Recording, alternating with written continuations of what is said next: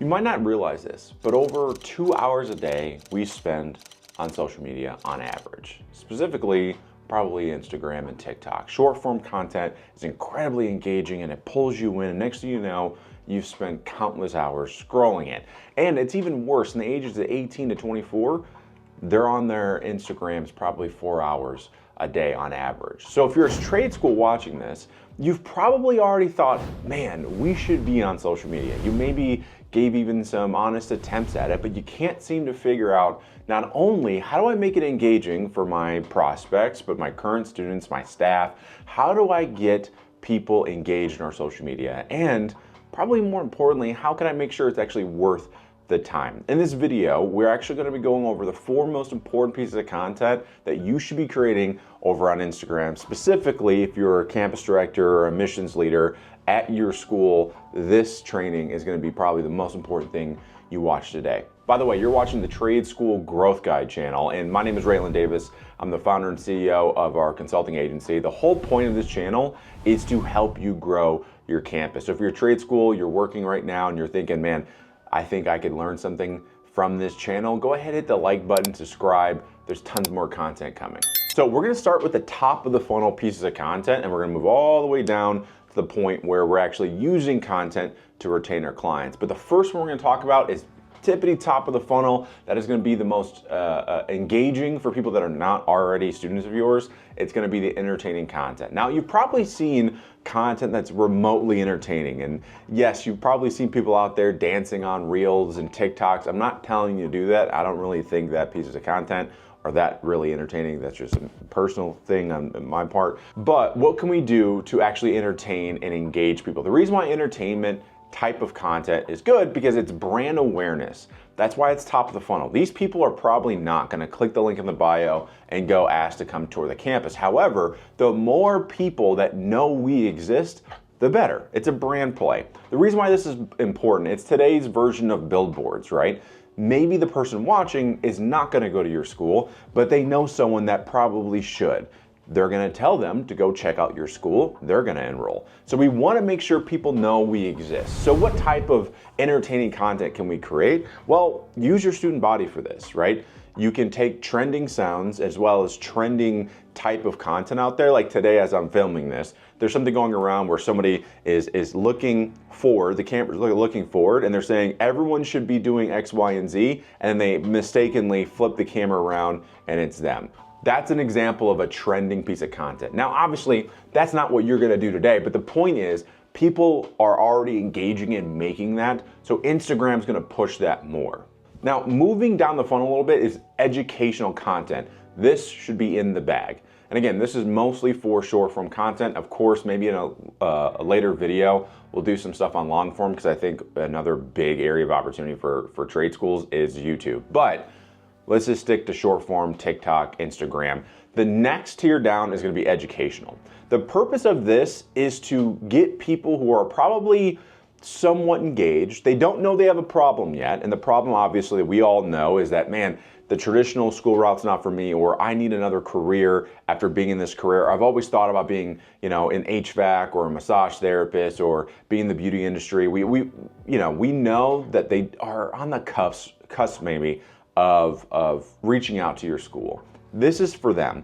So what you do is you want to give them a real world day in the life of what it's like doing those things, and you're literally going to teach a concept in 60 seconds, maybe a little bit more of a concept. So I mentioned massage therapy, right? So one of the schools I worked with was a massage therapy school. So imagine a world where you take a student and you go, hey, I want you to showcase one simple concept. And maybe that concept is, hey, how should you be standing when you're giving a massage? And you can position it like, hey, this is so that way, maybe this is for like the couples, for example. You can kind of position this to where it's maybe for the everyday person that wants to give a massage to their significant other. Here's how you should be standing while you're giving a massage so your back doesn't hurt. Well, this is important because people that maybe are kind of thinking about massage, and again, something that they go, man, I've always been kind of good at this and I never really thought about making it a career.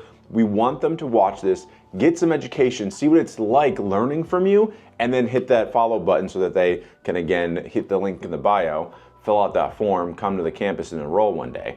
So educational content is gonna be key. The other thing about educational content is you don't always have to be doing something. You could be doing what I'm doing now, which is what I consider thought leadership style content. So take your instructor, maybe go into the classroom and film them talking about a certain concept. And again, I'll use maybe, for example, HVAC. They're going over a very specific detail on how do you fix an AC unit. You clip that part out of the instructor doing what they do best, teaching, and then you're gonna clip that and use it on Instagram. Once again, the whole purpose of this is to have students, potential students, watching your content and imagining themselves learning from you.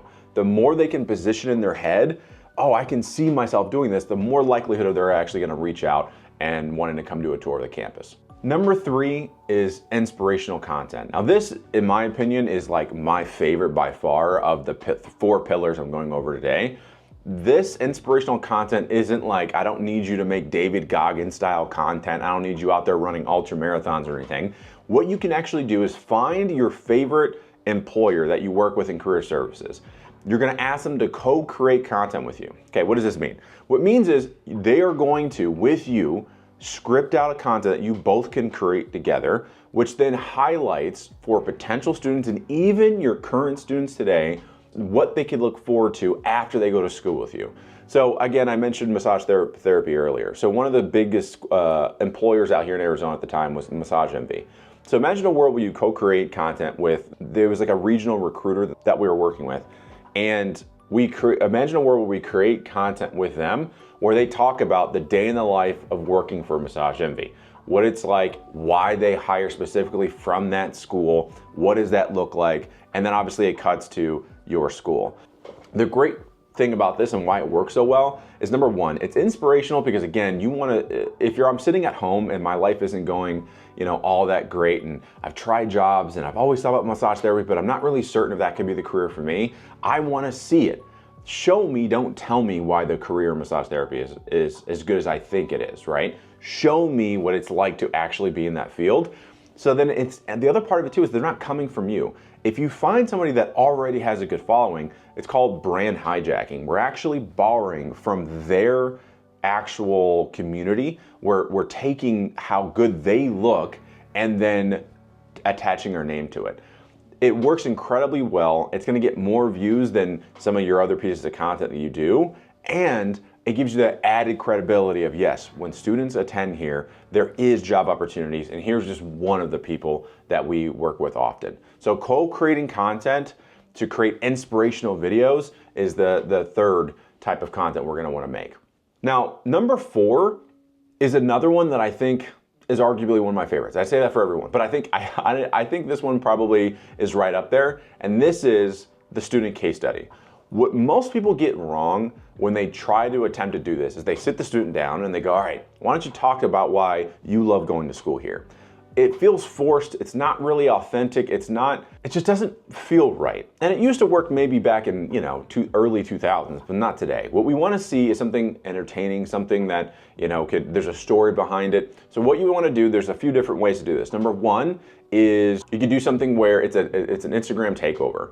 So an Instagram takeover is when you're gonna give access to the student, and obviously you're gonna wanna make sure the student is like pretty legit and trustworthy, but you're gonna give access to your Instagram to that student, and they're gonna film themselves a day in the life of what they go through. Them waking up, having breakfast with their family, then going to their 9-to-5 job, and then after school, because they're an evening student, coming into the building. In between that time, they're gonna be talking about why they signed up, why they enrolled and started, what they look forward to in the future for their career, so on and so forth. It's engaging because it's a story. Like, I want to know what it's really like doing, going to your school. What is it really like to go to school on top of being a 9-to-5? We don't want to sugarcoat it and act like it's going to be easy. We want them to look at these students like, oh, I'm one of them. So that's just one variation of the student case study. The other thing is like journey to graduation. So you can take another student, and again, you don't have to have them do an Instagram takeover for this, but you could, for example, highlight, hey, when you first started, what was it like starting school? How far away are you from graduating? What do you look forward to? Have them actually doing the tasks, so they could be, again, learning a new weld in your welding school. And while they're learning that, and while they're doing it, You're asking them questions about graduation. What do they look forward to and all that.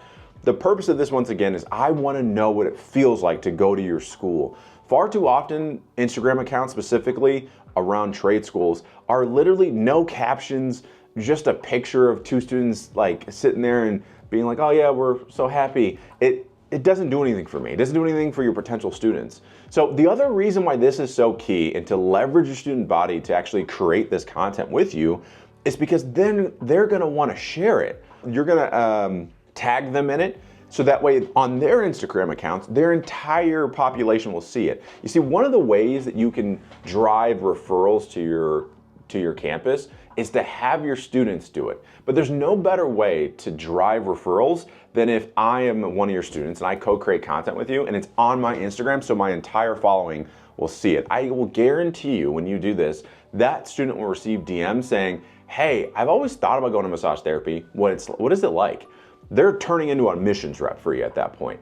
So co-creating content with students is a really great way to drive referrals, to get engagement with your student body. They're gonna be excited to be be a representative of your school, and it's gonna make for far better content than what probably you're doing now. So of the 4 concepts I talked about today, I want you to go in the comments and let me know, number 1, what have you tried already? Because then if you tried it and didn't really work really well, I can probably give you some advice. But also, what pieces of these content are you most looking forward to actually trying to implement for your campus? That being said, if you haven't already, subscribe, drop a comment below, like this video so more trade schools can see this. And as always, I'll catch you in the next video.